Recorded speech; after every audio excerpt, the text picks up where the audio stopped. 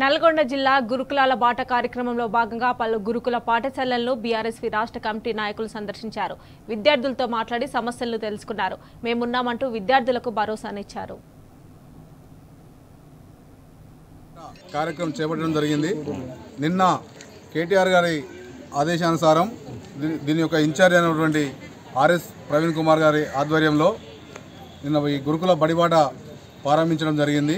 33 జిల్లాలకు 33 ఇన్ఛార్జీలను వేసి ఈ గురుకుల పాఠశాలలో జరుగుతున్న ఇబ్బందులను, పిల్లలు ఎదుర్కొంటున్న సమస్యలను తెలుసుకోవడం కోసం మా బీఆర్ఎస్ బృందాన్ని పంపించడం జరిగింది. ఈరోజు దానిలో భాగంగానే ఈరోజు మేము నల్గొండ జిల్లాకు రావడం జరిగింది. అదేవిధంగా దానిలో భాగంగానే ఈరోజు ఇక్కడ ఉన్న మహిళా గురుకుల పాఠశాలను సందర్శించడం జరిగింది. అక్కడ పిల్లలు అనేక సమస్యలను లేవనెత్తిర్రు. మాకు ఆ హాట్ వాటర్ వస్తలేవు, ఎగ్స్ ఇస్తలేరు, బెడ్షీట్లు ఇస్తలేరు, ప్లేట్స్ ఇవ్వలేదు, ట్రంక్ బాక్సులు ఇవ్వలేదు.